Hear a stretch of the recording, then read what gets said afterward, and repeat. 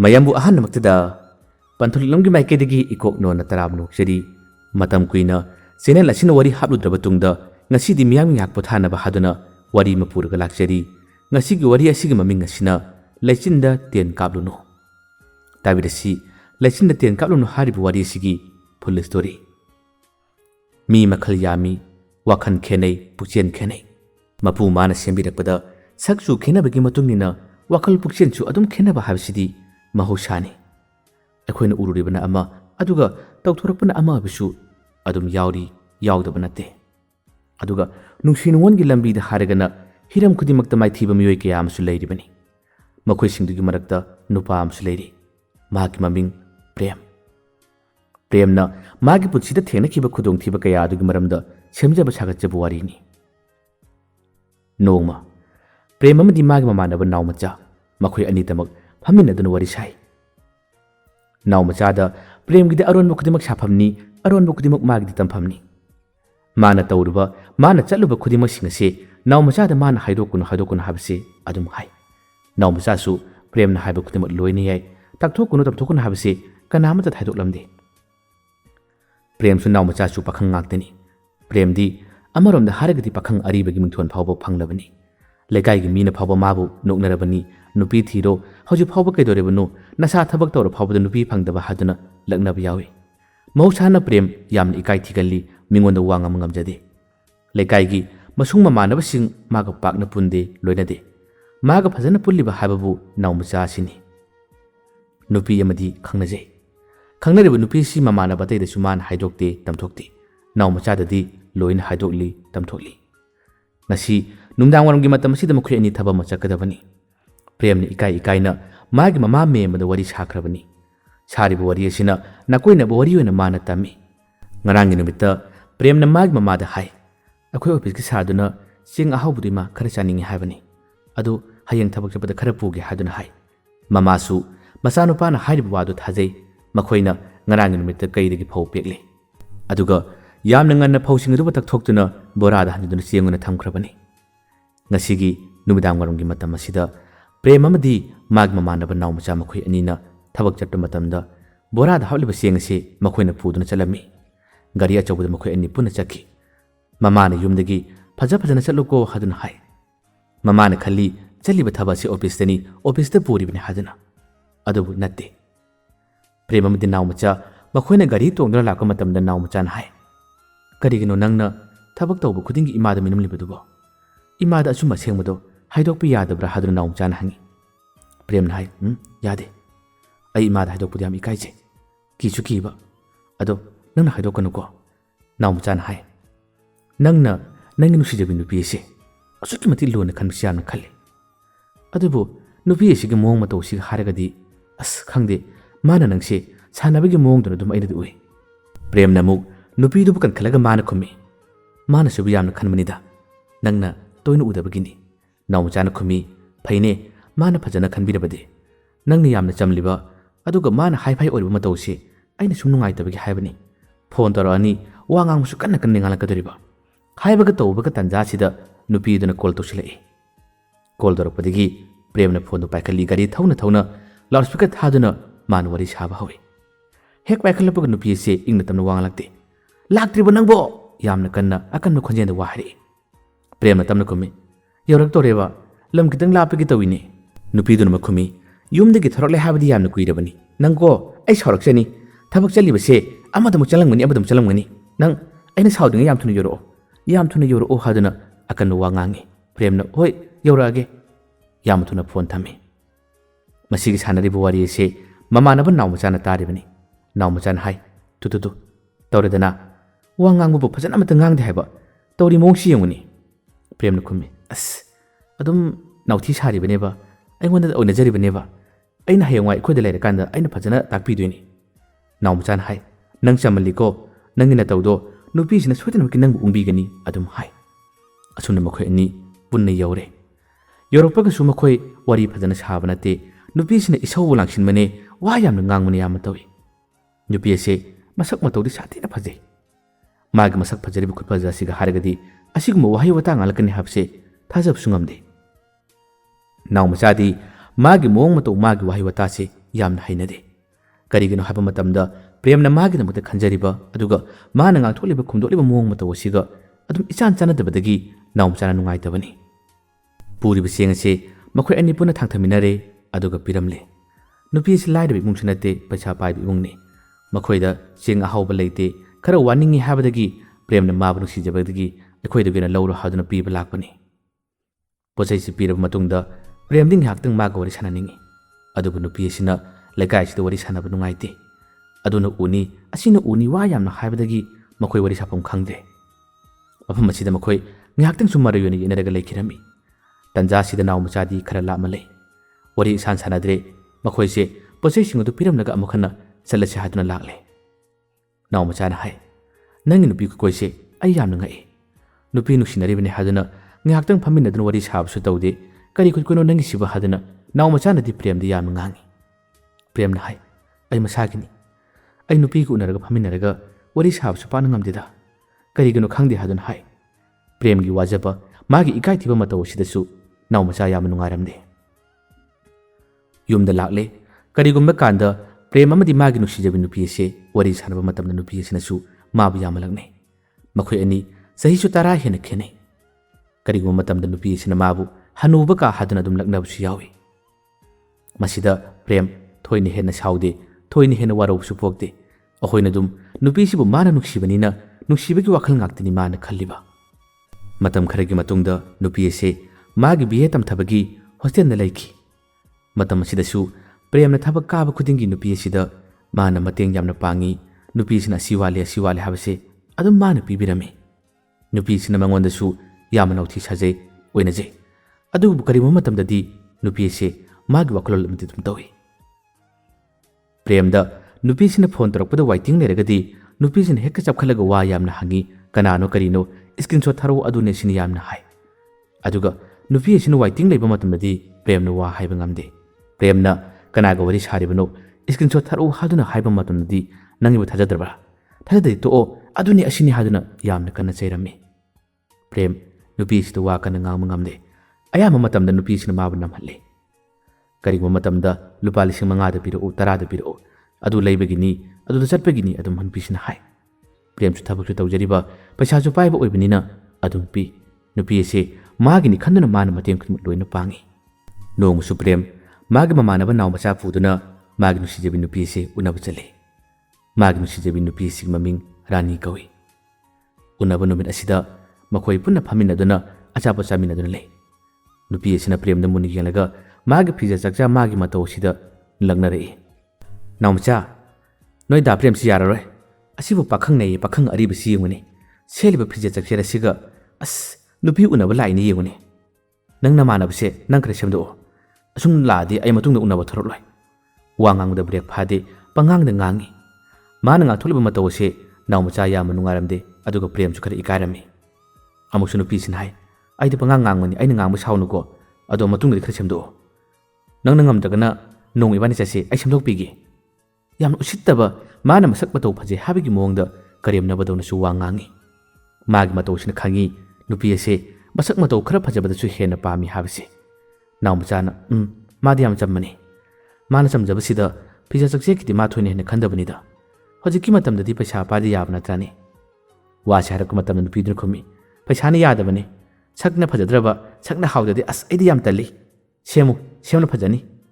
ꯅꯨꯄꯤꯁꯤ ꯌꯥꯝꯅ ꯍꯥꯏꯐꯥꯏ ꯑꯣꯏꯅ ꯋꯥ ꯉꯥꯡꯕꯗ ꯅꯥꯎꯃꯆꯥꯗꯤ ꯃꯥꯒꯤ ꯃꯑꯣꯡ ꯃꯇꯧ ꯑꯁꯤꯒ ꯄ꯭ꯔꯦꯝꯒꯤ ꯌꯨꯝꯒꯤ ꯃꯃꯥ ꯃꯄꯥꯒꯤ ꯂꯩꯔꯤꯕ ꯃꯇꯧ ꯑꯁꯤꯒ ꯑꯣꯟꯊꯣꯛꯅ ꯆꯥꯟꯅꯔꯣꯏ ꯍꯥꯏꯕꯁꯤ ꯃꯥꯅ ꯈꯟꯖꯩ ꯑꯗꯨꯕꯨ ꯄ꯭ꯔꯦꯝꯅꯗꯤ ꯃꯥꯕꯨ ꯑꯁꯨꯛꯀꯤ ꯃꯇꯤꯛ ꯅꯨꯡꯁꯤꯕꯅꯤꯅ ꯄ꯭ꯔꯦꯝꯅ ꯀꯔꯤꯃꯠꯇ ꯍꯥꯏꯗꯦ ꯅꯨꯃꯤꯠꯁꯤ ꯃꯈꯣꯏ ꯑꯆꯥꯄꯣꯠ ꯆꯥꯃꯤꯟꯅꯩ ꯑꯗꯨꯒ ꯌꯨꯝꯗ ꯍꯜꯂꯛꯏ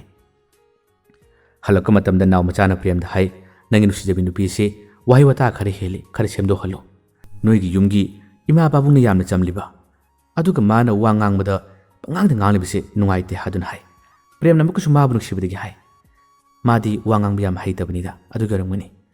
ꯃꯥꯗꯤ ꯃꯕꯨꯛꯇꯗꯤ ꯀꯩꯁꯨꯝꯗꯤ ꯂꯣꯠꯇꯕꯅꯤꯗ ꯅꯥꯎꯃꯆꯥꯅ ꯍꯥꯏ ꯅꯪꯒꯤ ꯅꯇꯧꯁꯦ ꯑꯩ ꯌꯥꯝꯅ ꯅꯨꯡꯉꯥꯏꯇꯦ ꯅꯪꯅ ꯆꯝꯂꯤꯕꯅꯤꯅ ꯆꯝꯃꯤꯁꯦ ꯅꯨꯄꯤꯁꯤ ꯀꯩꯅꯣ ꯃꯤꯇꯧ ꯇꯧꯏ ꯍꯥꯏꯗꯨꯅ ꯇꯣꯏꯅ ꯍꯥꯏ ꯑꯃꯨꯛꯁꯨ ꯆꯍꯤ ꯑꯗꯨꯃꯛꯀꯤ ꯅꯤꯉꯣꯜ ꯆꯥꯛꯀꯧꯕꯒꯤ ꯃꯌꯥ ꯌꯧꯔꯛꯄ ꯃꯇꯝꯗ ꯄ꯭ꯔꯦꯝꯅ ꯃꯥꯒꯤ ꯅꯨꯡꯁꯤꯖꯕꯤ ꯔꯥꯅꯤꯒꯤꯗꯃꯛꯇꯅꯤ ꯍꯥꯏꯗꯨꯅ ꯃꯍꯥꯛꯅ ꯈꯨꯗꯣꯜꯄꯣꯠ ꯈꯔ ꯂꯩꯔꯨꯁꯤ ꯍꯥꯏꯗꯨꯅ ꯃꯃꯥꯟꯅꯕꯒ ꯃꯥ ꯆꯠꯃꯤꯟꯅꯔꯦ ꯄꯣꯠꯆꯩꯁꯤꯡ ꯑꯁꯤ ꯑꯁꯨꯛꯀꯤ ꯃꯇꯤꯛ ꯌꯥꯝꯅ ꯂꯩꯔꯝꯃꯤ ꯃꯍꯥꯛꯇꯤ नुपीगी मरमदा असिना फजनी हाबदु खनबा ngamde लेरिबा लेकाइगी नुपी मचासिंग पुदुना लेगदबसु इकाइजबदगी पुदबनी नाव मचा अमदि मखोय अनि चंगदुना नुपीदुगिदमक्तनि हादुना फिरोन खर खल्लुरे चाना बचापुसु याम लेखि अदुगा पीरुरगा मखोयनि युमदे खलक मतमदा नुपीदुना फोन तोरए नंगे पुसैसे याम थुना लौरो नत्रबदि ऐलं थोखरानी असिबु लैसाबिनो पिरकदो फोनी हाइनी हनुबदो पिगदो पोसे ऐंगोंदा पिरइनि हादुना नुपीदुना लग्नरे प्रेमनदी मागिदमक्तनि हादुना थवाई ताना पिजबनी अदुबु नुपीसिनदी मंतिकनबगी मोंगदना वांगाले पिरलिबा अचापोदसु माना चानिंग अपाम्बा याउदे पिरलिबा फिरोनसिंग सिसु अपाम्बा अमते याउदे असि लौरु लाउ हादुना फोन तोरे नुमित असिगी वारी सिदी नावमचा तादे प्रेमना माना तोरलगा हायबनी प्रेम याम नुंगारमदे महागनदी मतम मांगो मखै मागी नुसिजबगिनि हादुना लैरुरबनी प्रेमना हाय ऐना खनबा हाइदबगिनि ऐना नुसिना पिबा पोतो अदु लौसिलो केनो हाय अदु नुपिसिना यादे नुसिना पिबा पोतो नोई मादरा नोई नापादरम पियु वासि फावो ngangi प्रेमना हाय अदुमना ngangnoi नंगबो फत्तेने नमा नपा अहलसिंगदा पनगनुने नुपिसिना हाय ऐ पल्लदि पल्ले नंगिना तौदो नुसिदबा पाखंग अरिबगी मतिक पोचै पि फाव हे खनबा हाइदेबा असिबु करमना उत्तोरिगी मानबसिंगी मांगदा अकनबा वा यामना ngangi प्रेम करी मत खुमदे अदुम यानी याना बसली नुपीदुना मसिदा सुनते मतुंग तारकपदो उसितना वा यामना ngangi मागी बुसिल्लबा मागी दरकार लेरबदी अदुम प्रेमदा हारकनी nganglakani ngangbसिसु खुदक्ता हाबे खुदक्ता पीदबा यादे प्रेम अदुम याना बसली असुमना मखोय कोइनबसे मतम यामना कुइरले कोइनबदा मतम कुइ हारिबतनी अदुबु नुपीसिना तौरिबा थबकसिंग असिदी अथोना मोंग तादबा ngaktani प्रेमतनी चमचम्मी नुपीसिना हारिबा खुदिमक पंगथा अदुम यारगा लाए मथंग चही उनखलकपगी यौसंग मतम यौरे यौसंग मतम असिसु प्रेमना नुपी असिगी मनाक्ता नखोइरोमदि यौसंग कोइरके हादुना हाय अदुबु नुपी असिना होइने माइने करिमता हाइदे यौसंग थोइगे थोक्तेगा अदुम तौए अदुबु नाव मचाना ngani लैसाबी मचा इंखरलिबा माना करम थोलैदोरिबा मा हॉस्टेल ले हाबसिनते युमदा लेरिबा माना थोक्ते हारिबदो ओइदबा ngangiनि थोलंगनि लाव चसिलाव हादुना ngरंग ngangduna प्रेम अमदि नाव मचा मखोय नि चखिरमी मखोयना सुमना लाक्तुना यौसलक मतमबदी नुंथिंगी मतम ओइररे इथा थजदना प्रेम अमदि मागी मानब नाव मचाना गारीदगी कुमथरकपसु उबा मतमदा रानीगी मानबी अतैना प्रेम सि कनानो हाब खलमदे थंकोयबा लालिबे खंदना मखोयना थलम्मी अदुगा फारम्मी मतम असिदा रानी से असोम नाकलमदे लेबली माना लेबलिबसि नुपा अमगा लेमिनबनी मखोयनि वरी सारगा लेबनी प्रेम मानब नाव मचान हाय ए रानी दे सोमदा यौसंग थोक्ते हारिबदि येंगुने नुपा अमगा लेबसि येंगुने हादुना प्रेमना हरम्मी प्रेमनसु यंगथरक मतमदु उरम्मी रानीसु वरी सारमलगा मागी मैथोंग लैथरकपदा प्रेम उरे मसिदगी नुपादुगा मागी वरी सारमसे मागी थोक्को पांबा येमा तोरगा लैथरले नुपादु माना थाखिरमी अदुगा रानी यामना सावबगी मैथोंग अमदा माग चंखिलै प्रेमगा मना हेग योबगा करिग हुरालिबनो अइंगोंदा हाना हाइदना करिग लाक्लेबनो हादुना माना ngangkhali प्रेम करी खुमनी करी हाइनी प्रेमना खुमी नंगु यौसंग थोक्ते हाबदाइनी अदु करिग सिदा लेरिबा अमानबी अतैगसु पुना लेमिनदे मतायमना नुपाम गोरी सारिदु कनानो पानो चखिबसि कनानो प्रेमगु हाइदुदा नुपीदुना संगले इस यौसंगदा कुरकचबबु हेक्ता अइंगोंदा मिनमी येंगुनी वो अखोइगी मानबी माना पामजबनी अदुगी अइंगोंदा खरा हाइबियो अदुना ngangबनी अदुगी मतायदु वरी सानबनी मागी वासे अमुकसु प्रेम थाजबदोना तवी नमानबी कनागे नुपीसिनी गे तवी हे ए वाकन ngangदियारोय असोमताई मानबीसिनी प्रेमसु रानीना हारिबा वासिदा असोमताइदा फमलिबि नुपीसे माना लोन येंगी अमुकसु चुमलब्रा हादुना खल्ली तंजासिदा मना असिदा नावमचा लैते नावमचादी रानीगी मतोसी यामना साउनिंगी यामना हाइनदे प्रेमना माबु यामनु सिरिबा माबु खंजिरबा मतोसिगा रानीना तौथुलिबा थबासिगा इचान चानादे हादुना माना साउदुना मतायमदा लैबनी मतायदा लैरिबसे रानीगा प्रेमसु नाकलमदा वरी सानरगा लैख्रे नावमचासे लैरिबि मानबी अतैनसु असिदा फमु लाव हादुना कौसिलपसु तौदे मखोइगी थोकपा अमनी नावमचासु मताय अमदा तोंगानबा जीव अमा थुंगनबदौना तुमिना लेपलग लेरम्मी वरी सानबदा यौसंग थोक्ते हारमलगा थोकलमगिदमक्ता प्रेमना वा खरा ngangningi अदुबु नुपी इसिना ममित पुलाव थोक्तुना संगतलगा वा यामना ngangba प्रेमना नमहलगा वा हाबा मतमदा प्रेमदी मंगोंदा वा ngam ngamkhite तुमिन लेरम्मी नुपी इसिगी मनाक्तबु चंखरदी अदुम मादी पंगथबिनी तेथबिनी नुपी इसिना माबु मोइथेम तौदना हंदना थादरपुगम तौख्रे नुपी असिगी वहाई वता खरदा महक पंगथखरे महक ngaukre mamanabi amanina nupi duga maga saneba wari matawsida khardi chingnaki mamanabi ama makhoi ani ga manaka changli aduga wa hangi nakhoi ani khangnabra hangi matam asida ni khumi khangna deba athapalamdagi ne adum chumna tinabani marubne wahi sida prem khara chawningi mamanabi ki mangda masi khangnaba nupan hadun hadok tribisi karigino haduna khalle nupi asina su mangonda lod ingit tawi mamanabi ki mangda haidokpa yadabagni habigi mongom tawri prem yamna kuina leite ngaktung wari sarami aduga ma chalagi matam thenga dore haramnaga makhogi yausangi damakta angama paisa khara piramnaga prem lakhirami prem gari thauna thauna nawmacha ga maga lakka matam wakhan yamnu ngaramde nawmacha na chuwa yamna ngangi yausang thokte haraga lon hurala thoisini aina harisini nangi nupi se kra chekhilu mana nangonda gi lawtholiba mana nangona tawriba tat mayam se ai yam nungaiti haduna prem dai premna as ai thokpa tawgini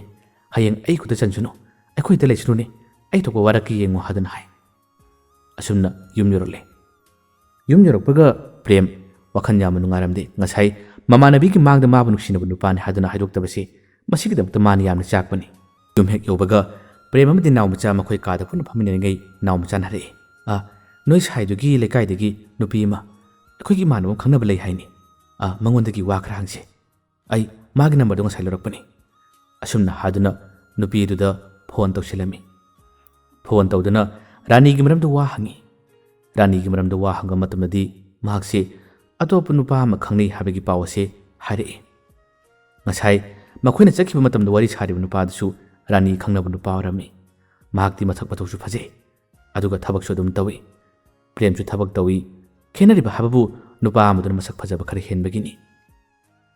nupi ase masak matau su phajaba paisa su yanu paigadaba khare hena gas leibu nupa pami habse mikup asidi khangi prem yamunu ngaramde nupa adu khangnaba kyam kuiraba no hanga matamda tha manga tur phare habagi pawse tarami prem ga makhoi ni khangnarakpadi zahi amadi helabani ani bu phagadarbani prem yamusu thawai cha ami aini jamjamna mabu atukki matik luna khalluba aduga mana tawriba thabasi karino haduna mak yamunu ngaramde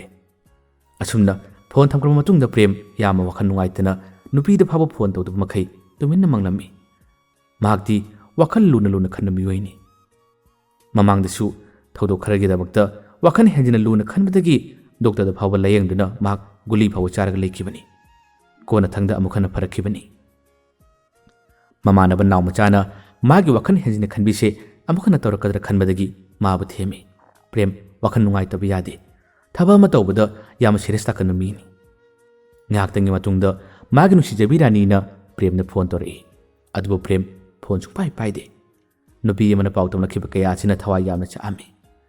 aina mabu sukimati thajaba aduga manungona sumna tawba haduna phone chu pai paramde mangalak taraklak phone hanjin torakpadagi prem amuktang di pakhat ki haduna pakhalami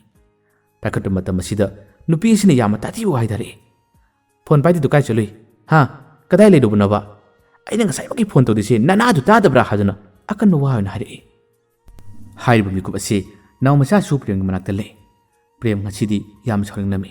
akan wa da masu pakum bire mamang de amukta khumdabani tade ai sungta tade ai nang wari sanadingde ai nangi phone paining de haduna prem na yamna chawna wa hai prem na duna chawgalakpadagi nupi ase kariguma khara chingnakhre haba khangma male mana tapthare kanana ma kari haire kanana kari hu makam lage nangko ai ga naktek lakpa isau se panglang ta langi nate ngasai yausang lakpada kanana ma kari tamsilage ba haduna nupi du yamna singba dawna man hanna wa hare matam masida prem na khumi yare ai nangonda kari mata hainingde ai nangonda yetpa chu pamde nangna phai khanba nange pamalambi dum chalo aisu ai ki thokpa tumin lerege haduna hai nupi sina khangi prem na mangonda yamna chaure yamna singna de habse adubu themba haiba moithem kan nupi ni magi thokpa chemin chadim wa kayam hari amusu nupi sina hai ibani khangnaba se nangi namanaba singna kalakpani kalakpadagi ibani loina danaba ibani thugaina makhun sillibni haduna chemin wa kayam hai numit asi prem sauduna phone phaw thamki numidang chak chakide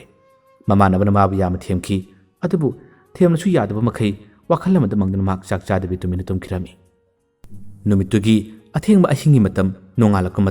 matam ayamda nupi sina mangonda phone tawduna mabu themduna amukhana wakhal onaba yama toina horaki prem ꯌꯥꯈꯤꯗꯦ ꯃꯍꯥꯛ ꯌꯥꯝꯅ ꯋꯥꯔꯧꯈꯤ ꯌꯥꯝꯅ ꯏꯀꯥꯏꯈꯤ ꯃꯃꯥꯟꯅꯕꯁꯤꯡꯅ ꯍꯥꯏꯔꯤꯕ ꯋꯥꯁꯤ ꯇꯁꯦꯡꯅ ꯆꯨꯝꯂꯕ꯭ꯔꯥ ꯍꯥꯏꯗꯨꯅ ꯃꯥ ꯈꯜꯂꯛꯈꯤ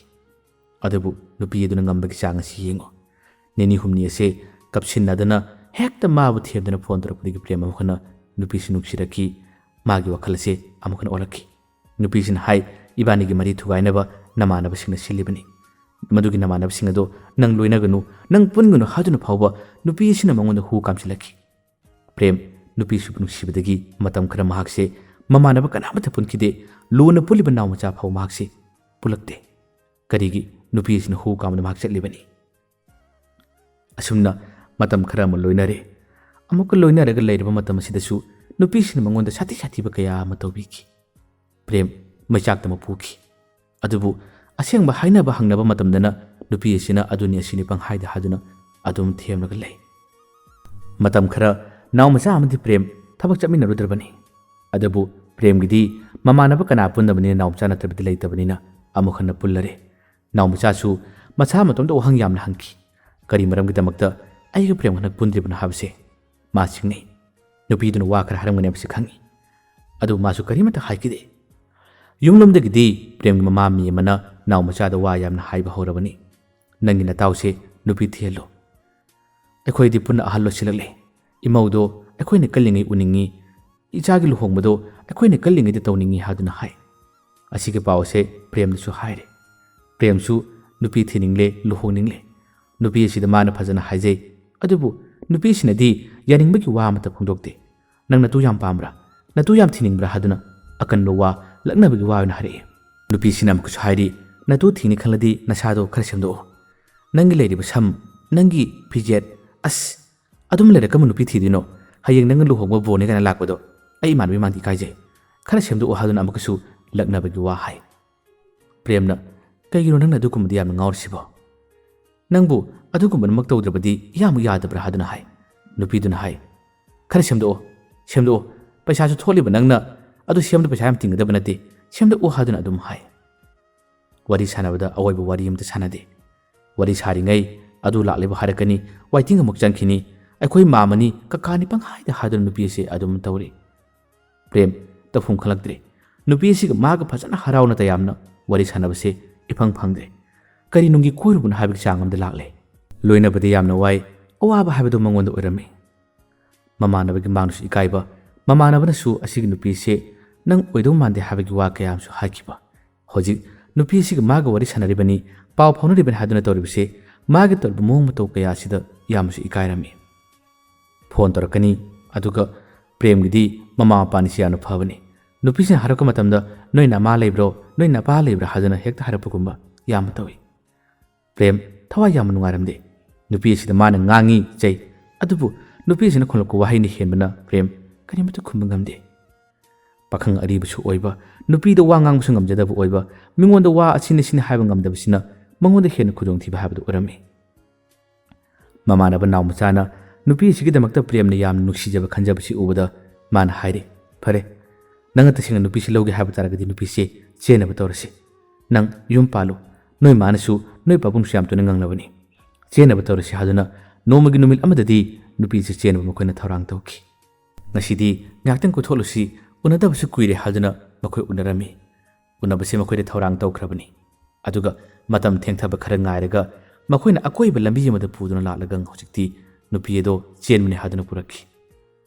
ꯑꯗꯨꯕꯨ ꯅꯨꯄꯤ ꯑꯁꯤꯅ ꯇꯧꯔꯤꯕ ꯊꯕꯛ ꯑꯁꯤ ꯈꯪꯂꯛꯄꯗꯒꯤꯗꯤ ꯒꯥꯔꯤ ꯇꯣꯡꯅ ꯃꯍꯥꯛ ꯏꯁꯧ ꯂꯥꯡꯕ ꯍꯧꯔꯛꯏ ꯁꯥꯎꯕ ꯍꯧꯔꯛꯏ ꯒꯥꯔꯤ ꯃꯅꯨꯡꯗ ꯄꯣꯠꯆꯩꯁꯤꯡ ꯊꯨꯒꯥꯏꯕ ꯀꯧꯈꯥꯏꯕ ꯇꯧꯈꯠꯂꯛꯏ ꯒꯥꯔꯤ ꯊꯧꯕꯗꯤ ꯂꯦꯞꯇꯦ ꯑꯩꯕꯨ ꯌꯨꯝꯕ ꯊꯤꯜꯂꯨ ꯑꯗꯨꯝ ꯍꯥꯏ ꯄ꯭ꯔꯦꯝꯁꯨ ꯅꯨꯡꯁꯤꯕ ꯀꯧꯕꯅꯤꯅ ꯉꯁꯤꯗꯤ ꯑꯩꯈꯣꯏꯗ ꯆꯠꯂꯁꯤ ꯏꯕꯥꯅꯤ ꯈꯪꯅꯔꯛꯄꯁꯨ ꯌꯥꯝꯅ ꯀꯨꯏꯔꯦ ꯏꯃꯥꯕꯨꯡꯅꯁꯨ ꯃꯃꯧ ꯎꯅꯤꯡ ꯇꯠꯇꯅ ꯍꯥꯏꯔꯕꯅꯤ ꯅꯪꯁꯨ ꯑꯉꯥꯡ ꯅꯠꯇ꯭ꯔꯕꯅꯤ ꯌꯨꯝꯗ ꯆꯠꯂꯁꯤ ꯍꯥꯏꯗꯨꯅ ꯍꯥꯏ ꯑꯗꯨꯕꯨ ꯅꯨꯄꯤꯁꯤꯅ ꯌꯥꯕ ꯀꯧꯕ ꯁꯨꯡꯂꯩ ꯂꯩꯇꯦ ꯅꯨꯄꯤꯁꯤꯅ ꯈꯨꯝꯃꯛꯏ ꯑꯩ ꯅꯪ ꯀꯅꯥꯅꯣ ꯈꯪꯗꯦ ꯑꯩ ꯆꯦꯟꯕ ꯉꯝꯃꯣꯏ ꯑꯩ ꯅꯪ ꯄꯥꯝꯗꯦ ꯑꯩ ꯅꯪꯒ ꯍꯤꯡꯃꯤꯟꯅꯕ ꯇꯜꯂꯦ ꯍꯥꯏꯗꯨꯅ ꯈꯨꯝꯃꯛꯏ ꯑꯁꯨꯛ ꯀꯨꯏꯅ ꯀꯣꯏꯅꯔꯒ ꯉꯁꯤ ꯒꯥꯔꯤ ꯃꯅꯨꯡꯁꯤꯗ ꯃꯥꯅ ꯍꯥꯏꯔꯤꯕ ꯋꯥꯁꯤ ꯇꯥꯕꯗ ꯅꯥꯎ ꯃꯆꯥꯁꯨ ꯌꯥꯝꯅ ꯏꯀꯥꯏꯔꯝꯃꯤ ꯅꯨꯡꯉꯥꯏꯔꯝꯗꯦ ꯑꯗꯨꯒ ꯄ꯭ꯔꯦꯝꯅ ꯁꯥꯊꯤꯅ ꯃꯈꯤꯟ ꯏꯀꯥꯏꯔꯝꯃꯤ ꯄ꯭ꯔꯦꯝꯅ ꯒꯥꯔꯤ ꯊꯧꯅ ꯍꯥꯏ ꯅꯪ ꯈꯜꯂꯤ ꯋꯥꯈꯜꯁꯤ ꯀꯩꯅꯣ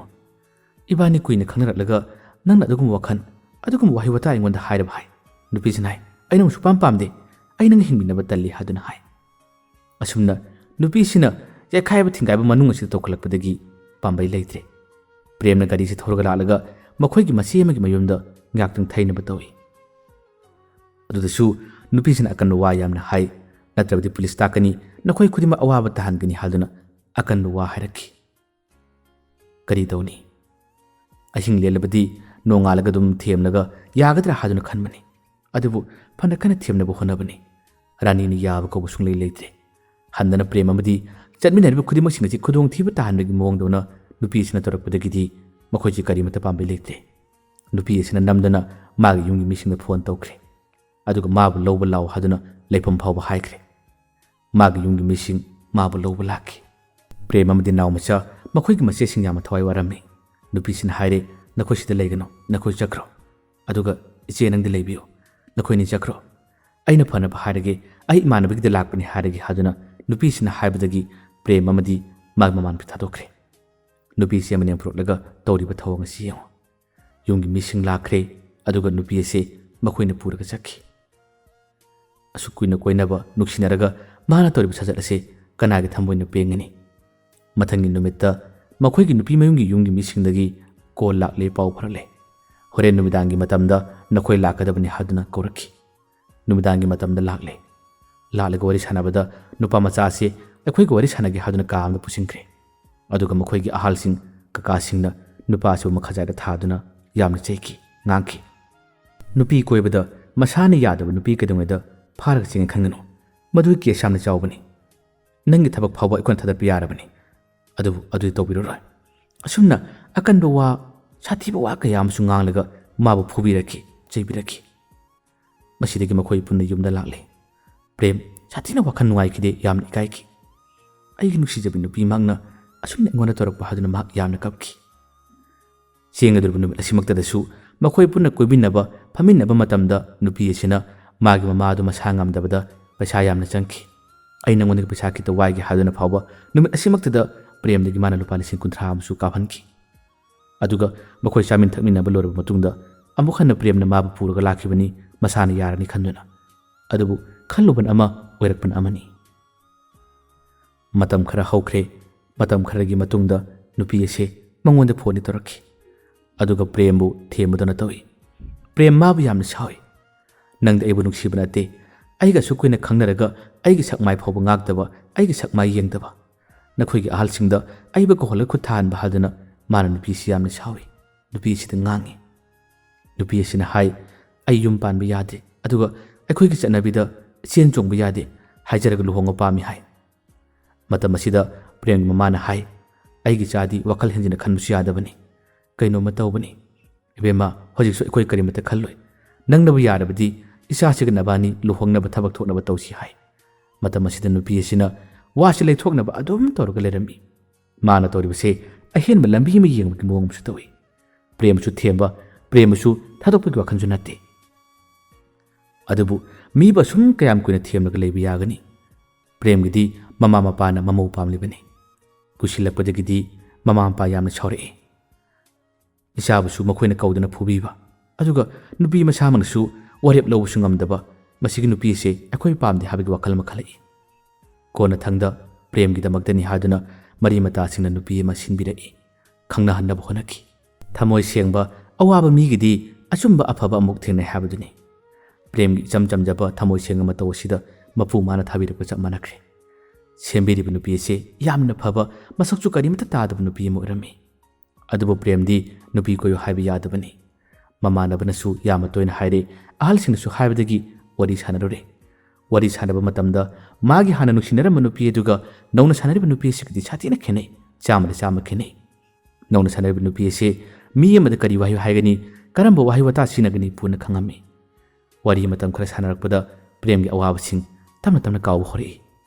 ꯃꯇꯧ ꯑꯁꯨꯝꯅ ꯅꯧꯅ ꯈꯪꯅꯔꯤꯕ ꯅꯨꯄꯤ ꯑꯁꯤꯒ ꯄ꯭ꯔꯦꯝꯒ ꯊꯥ ꯈꯔ ꯈꯪꯅꯔꯕ ꯇꯨꯡꯗ ꯃꯈꯣꯏ ꯑꯅꯤ ꯄꯨꯟꯁꯤ ꯂꯩꯄꯨꯟ ꯌꯧꯃꯤꯟꯅꯔꯁꯤ ꯍꯥꯏꯗꯨꯅ ꯆꯦꯟ ꯆꯣꯡꯈꯤ꯫ ꯃꯈꯣꯏꯅ ꯆꯦꯟ ꯆꯣꯡꯗꯨꯅ ꯂꯨꯍꯣꯡꯅꯕꯅꯤ ꯍꯥꯏꯗꯨꯅ ꯋꯥ ꯂꯦꯞꯅꯔꯛꯄ ꯃꯇꯝ ꯑꯁꯤꯗ ꯃꯇꯝ ꯀꯨꯏꯅ ꯄꯥꯎ ꯐꯥꯎꯔꯛꯈꯤꯗ꯭ꯔꯕ ꯃꯥꯒꯤ ꯍꯥꯟꯅꯒꯤ ꯅꯨꯄꯤ ꯔꯥꯅꯤ ꯑꯁꯤ ꯑꯃꯨꯛ ꯍꯟꯅ ꯐꯣꯟ ꯇꯧꯔꯛꯈꯤ꯫ ꯐꯣꯟ ꯇꯧꯔꯛꯄ ꯃꯇꯝꯗ ꯄ꯭ꯔꯦꯝꯅ ꯍꯥꯏ, ꯅꯉꯣꯟꯗ ꯐꯣꯟ ꯇꯧꯔꯛꯂꯒꯅꯨ, ꯃꯇꯝ ꯍꯦꯟꯈ꯭ꯔꯦ, ꯑꯩ ꯂꯨꯍꯣꯡꯅꯕꯒꯤꯗꯃꯛꯇ ꯏꯡꯒꯦꯖ ꯇꯧꯔꯦ ꯍꯥꯏꯈꯤ꯫ ꯋꯥꯗꯨ ꯇꯥꯕꯗ ꯅꯨꯄꯤꯅ ꯁꯥꯎꯒꯠꯂꯛꯏ, ꯅꯪꯅ ꯑꯩꯕꯨ ꯆꯦꯟꯕꯅꯤ ꯍꯥꯏꯗꯨꯅ ꯄꯨꯈ꯭ꯔꯕꯗꯥꯏꯅꯦ, ꯑꯗꯨꯒ ꯀꯔꯤꯒꯤ ꯑꯩꯒꯤ ꯋꯥ ꯑꯃꯠꯇ ꯇꯥꯗꯅ ꯅꯪꯅ ꯅꯨꯄꯤ ꯑꯃ ꯂꯨꯍꯣꯡꯅꯕ ꯇꯧꯔꯤꯕ ꯍꯥꯏꯗꯨꯅ ꯅꯨꯄꯤꯁꯤꯅ ꯑꯣꯟꯈꯠꯂꯛꯏ꯫ ꯃꯇꯝ ꯑꯁꯤꯗ ꯄ꯭ꯔꯦꯝꯅ ꯍꯥꯏ, ꯑꯩ ꯅꯪꯕꯨ ꯆꯦꯟꯈꯤꯗꯦ꯫ ꯍꯣꯏ, ꯄꯨꯗꯤ ꯄꯨꯏ, ꯇꯧꯕꯇꯕꯨ ꯑꯍꯤꯡ ꯂꯦꯡꯈꯤꯗꯦ꯫ ꯌꯥꯝꯅ ꯉꯜꯂꯤꯉꯩ ꯃꯇꯝꯗ ꯅꯪꯅ ꯅꯪꯒꯤ ꯌꯨꯝꯒꯤ ꯑꯍꯜꯁꯤꯡ ꯀꯧꯗꯨꯅ ꯑꯩꯕꯨ ꯇꯝꯊꯤꯅ ꯑꯣꯜꯍꯟꯈꯤꯕꯅꯤ꯫ ꯑꯩ ꯅꯪꯕꯨ ꯆꯦꯟꯈꯤꯗꯦ꯫ ꯅꯨꯄꯤꯁꯤꯅ ꯍꯥꯏ, ꯅꯪ ꯅꯨꯄꯤ ꯑꯃꯗ ꯑꯗꯨꯅ ꯄꯨꯔꯨꯕꯒꯤ ꯃꯍꯩ ꯀꯌꯥꯝ ꯆꯥꯎꯏ ꯈꯪꯕ꯭ꯔꯥ? ꯅꯪ ꯀꯔꯤ ꯑꯣꯏꯅꯤ ꯅꯪ ꯈꯪꯕ꯭ꯔꯥ? ꯅꯪ ꯊꯕꯛ ꯊꯥꯗꯠꯂꯨꯔꯥ ꯍꯥꯏꯗꯨꯅ ꯃꯥꯅ ꯀꯤꯍꯜꯂꯛꯈꯤ꯫ ꯄ꯭ꯔꯦꯝꯁꯨ ꯁꯥꯎꯕꯗꯒꯤ ꯍꯥꯏ, ꯊꯥꯗꯠꯂꯨ, ꯅꯪꯅ ꯇꯧꯅꯤꯡꯕ ꯊꯕꯛ ꯈꯨꯗꯤꯡꯃꯛ ꯇꯧ꯫ ꯅꯪꯕꯨ ꯅꯨꯡꯁꯤꯕꯗ ꯅꯪꯅꯕꯨ ꯑꯣꯠꯄ ꯌꯥꯕ ꯑꯣꯠꯈꯤ, ꯂꯛꯅꯕ ꯌꯥꯕ ꯂꯛꯅꯈꯤ꯫ ꯍꯧꯖꯤꯛꯁꯨ ꯏꯐꯝꯗꯒꯤ ꯀꯔꯤ ꯄꯥꯝꯂꯤꯕꯅꯣ? ꯑꯩꯕꯨ ꯍꯥꯠꯄ ꯄꯥꯝꯂꯤꯕ꯭ꯔꯥ ꯍꯥꯏꯗꯨꯅ ꯄ꯭ꯔꯦꯝꯅ ꯍꯥꯏ꯫ ꯅꯨꯄꯤꯁꯤꯅ ꯍꯥꯏ, ꯅꯪꯅ ꯑꯩꯕꯨ ꯆꯦꯟꯕꯅꯦꯅꯁꯨ ꯄꯨꯈꯤꯕ, ꯑꯗꯨꯒ ꯑꯩꯒꯤ ꯃꯍꯩ ꯇꯝꯕꯁꯨ ꯅꯪꯅ ꯃꯔꯝ ꯑꯣꯏꯔꯒ ꯂꯦꯞꯈꯤꯕꯅꯤ꯫ ꯑꯩ ꯅꯉꯣꯟꯗ ꯂꯩꯒꯅꯤ, ꯅꯪ ꯑꯇꯣꯞꯄ ꯅꯨꯄꯤ ꯂꯨꯍꯣꯡꯕ ꯌꯥꯔꯣꯏ, ꯑꯇꯣꯞꯄ ꯀꯅꯥꯒꯨꯝꯕ ꯑꯃꯇ ꯏꯪꯒꯦꯖ ꯇꯧꯕ ꯌꯥꯔꯣꯏ꯫ ꯅꯨꯄꯤ ꯑꯁꯤꯒꯤ ꯑꯀꯟꯕ ꯁꯥꯊꯤꯕ ꯂꯝꯕꯤ, ꯃꯥꯒꯤ ꯃꯑꯣꯡ ꯃꯇꯧ ꯑꯁꯤ ꯌꯦꯡꯉꯨ꯫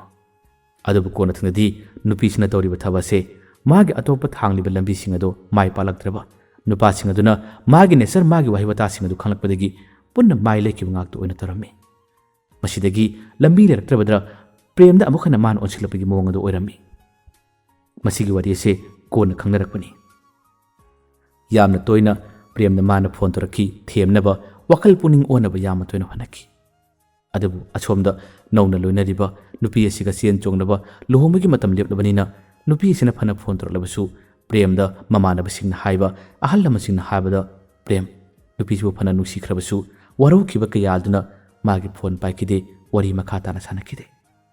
ꯅꯨꯄꯤ ꯑꯁꯤꯁꯨ ꯌꯥꯒꯗ꯭ꯔꯥ ꯈꯟꯗꯨꯅ ꯑꯃꯨꯛ ꯀꯤꯍꯟꯕ, ꯑꯀꯟꯕ ꯋꯥ ꯀꯌꯥ ꯑꯃ ꯍꯥꯏꯗꯨꯅ ꯌꯦꯡꯕꯅꯤ꯫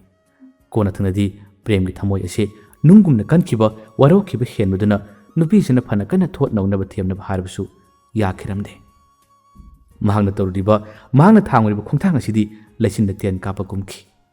ꯃꯥꯒꯤꯗꯃꯛꯇꯅꯤ ꯍꯥꯏꯗꯨꯅ ꯃꯈꯨꯠꯇ ꯃꯅꯤ ꯃꯨꯛꯇ ꯑꯃ ꯄꯤꯔꯕꯁꯦ ꯃꯥꯅ ꯃꯁꯤꯕꯨ ꯃꯤꯔꯥꯏꯗꯨꯅ ꯑꯇꯣꯞꯄ ꯑꯍꯦꯟꯕ ꯂꯝꯕꯤꯁꯤꯡ ꯊꯤꯔꯨꯕꯁꯤꯅ ꯃꯥꯒꯤ ꯄꯨꯟꯁꯤꯗ ꯑꯁꯨꯝꯅ ꯑꯣꯏꯕꯅꯤ꯫ ꯄ꯭ꯔꯦꯝ ꯃꯁꯛ ꯃꯇꯧ ꯌꯥꯝꯅ ꯐꯖꯗ꯭ꯔꯕꯁꯨ, ꯈꯖꯤꯛꯇꯪ ꯑꯔꯤꯕ ꯃꯤ ꯑꯃ ꯑꯣꯏꯖꯔꯕꯁꯨ ꯃꯍꯥꯛ ꯃꯕꯨꯛ ꯌꯥꯝꯅ ꯐꯕ, ꯌꯥꯝꯅ ꯆꯝꯕ ꯃꯤꯅꯤ꯫ ꯃꯁꯥꯒꯤ ꯁꯦꯟꯊꯣꯛ ꯂꯝꯕꯤ ꯂꯩ, ꯑꯍꯜ ꯂꯃꯟꯁꯤꯡ ꯂꯣꯏꯅ ꯐꯕ ꯃꯤꯅꯤ꯫ ꯅꯨꯄꯤ ꯑꯁꯤꯅ ꯋꯥꯈꯜ ꯉꯥꯎꯗꯅ ꯄ꯭ꯔꯦꯝꯕꯨ ꯃꯥꯅ ꯊꯣꯛꯀ ꯊꯥꯛꯀ ꯌꯥꯝꯅ ꯇꯧꯈꯤꯕꯅꯤ꯫ ꯅꯨꯄꯤ ꯑꯁꯤꯒꯤꯗꯃꯛꯇ ꯄ꯭ꯔꯦꯝꯅ ꯋꯥꯈꯤꯗꯕ, ꯃꯥꯅ ꯄꯥꯝꯈꯤꯗꯕ ꯀꯔꯤꯃꯠꯇ ꯂꯩꯇꯦ꯫ ꯋꯥꯔꯤ ꯑꯁꯨꯛ ꯀꯨꯏꯅ ꯁꯥꯟꯅꯔꯛꯄ ꯂꯣꯏꯅꯔꯛꯄꯗ ꯅꯨꯄꯤꯁꯤꯅ ꯃꯉꯣꯟꯗ ꯅꯨꯡꯁꯤꯕꯒꯤ ꯐꯖꯕ ꯋꯥꯍꯩ ꯑꯃꯠꯇ ꯅꯤꯡꯊꯤꯅ ꯍꯥꯏꯈꯤꯗꯕꯅꯤ꯫ ꯑꯁꯨꯝꯅ ꯅꯧꯅ ꯈꯪꯅꯔꯤꯕ, ꯅꯧꯅ ꯂꯣꯏꯅꯔꯤꯕ ꯅꯨꯄꯤ ꯑꯁꯤꯒ ꯂꯨꯍꯣꯡꯗꯨꯅ ꯄ꯭ꯔꯦꯝ ꯅꯨꯡꯉꯥꯏꯅꯗꯤ ꯍꯤꯡꯈꯤ꯫ ꯑꯗꯨꯕꯨ ꯅꯨꯄꯤꯗꯨꯗꯤ ꯑꯍꯦꯟꯕ ꯄꯥꯝꯂꯨꯕ, ꯃꯍꯥꯛꯅ ꯑꯍꯦꯟꯕ ꯊꯤꯔꯨꯕ ꯀꯌꯥ ꯑꯗꯨꯒꯤ ꯃꯍꯩ ꯐꯣꯟꯅ ꯃꯍꯥꯛ ꯅꯨꯡꯉꯥꯏꯕ ꯍꯥꯏꯕꯗꯨ ꯐꯪꯗꯦ꯫ ꯃꯥꯒ ꯂꯣꯏꯅꯔꯤꯕ ꯅꯨꯄꯥ ꯈꯨꯗꯤꯡꯃꯛꯅ ꯍꯟꯗꯅ ꯃꯥꯕꯨ ꯁꯥꯟꯅꯔꯒ ꯇꯣꯛꯂꯛꯄꯒꯤ ꯃꯑꯣꯡ ꯑꯃꯗ ꯃꯍꯥꯛ ꯂꯦꯟꯈꯤꯔꯝꯃꯤ꯫ ꯃꯁꯤꯅꯤ ꯈꯪꯅꯕ, ꯅꯨꯡꯁꯤꯅꯕ, ꯆꯥꯟꯅꯕꯗ ꯃꯤꯉꯣꯟꯗ ꯇꯥꯠ ꯇꯧꯕ, ꯅꯝꯊꯥꯛ ꯇꯧꯕ ꯐꯠꯇꯦ꯫ ꯑꯆꯨꯝꯕ, ꯑꯁꯦꯡꯕ, ꯑꯐꯕ ꯂꯝꯕꯤꯗ ꯈꯣꯡ ꯊꯥꯡꯕꯅ ꯈ꯭ꯋꯥꯏꯗꯒꯤ ꯑꯐꯕ ꯂꯝꯕꯤꯅꯤ ꯍꯥꯏꯕꯁꯤ ꯋꯥꯔꯤ ꯑꯁꯤꯅ ꯇꯥꯛꯂꯤ꯫ ꯉꯁꯤꯒꯤ ꯋꯥꯔꯤ ꯑꯁꯤ ꯇꯥꯕꯤꯔꯒ ꯑꯗꯣꯝꯒꯤ ꯋꯥꯈꯜꯗ ꯄꯨꯛꯅꯤꯡꯗ ꯐꯥꯎꯕꯤꯔꯛꯄꯁꯤꯡꯁꯨ ꯀꯃꯦꯟꯗ ꯍꯥꯏꯕꯤꯔꯝꯃꯨ꯫ ꯃꯌꯥꯝꯕꯨ ꯑꯔꯣꯏꯕꯗ